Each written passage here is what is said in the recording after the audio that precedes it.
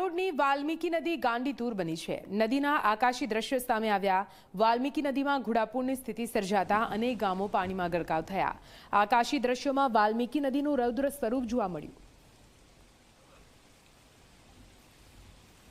તો આ દ્રશ્યો આપ જોઈ રહ્યા છો કઈ રીતે હાલ તો વાલ્મીકી નદીના આકાશી દ્રશ્યોમાં પણ જોઈ શકાય છે કે વાલ્મીકી નદીનો ધસમસતો પ્રવાહ અને આ પાણીનો પ્રવાહ કઈ રીતે આસપાસના વિસ્તારોમાં હાલ તો તબાહી મચાવી રહ્યો છે। ઝી24 કલાકની સ્ક્રીન પર એક્સક્લુઝિવ આ દ્રશ્યો આપ જોઈ રહ્યા છો। સુરત અને સુરતની આસપાસની તમામ સ્થાનિક નદીઓમાં હાલ આ જ પ્રકારની પરિસ્થિતિ સર્જાઈ છે। આ પહેલા પૂર્ણા નદીની હાલત આપણે જોઈએ અને હવે વાલ્મીકી નદીનું રૌદ્ર સ્વરૂપ તમે જોઈ રહ્યા છો। વધુ માહિતી સાથે સંવાદદાતા નરેન્દ્ર જોડાઈ ગયા છે ફોન લાઈન પર। નરેન્દ્ર, સુરતમાં વાલ્મીકી નદી પણ બે કાંઠે વહી રહી છે।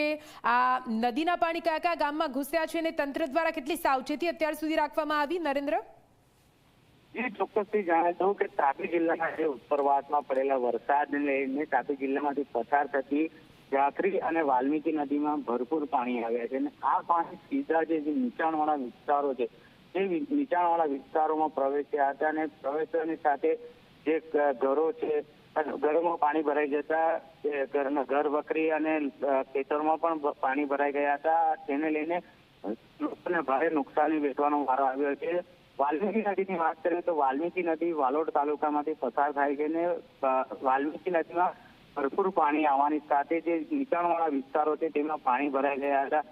વાત કરવામાં તો વાલોડ તાલુકાના ડેગામાં છે, વાલોડ નગર છે અને બીજા આસપાસના ગામોમાં પાણી ભરાઈ ગયા હતા, જેને લઈને જે લોકોના ઘર પાણીમાં ડૂબી ગયા હતા। તંત્ર દ્વારા જે નીચાણવાળા વિસ્તારના લોકોને હાલ સ્થળાંતર કરવાની પણ પરિસ્થિતિ ઉત્પન્ન થઈ હતી।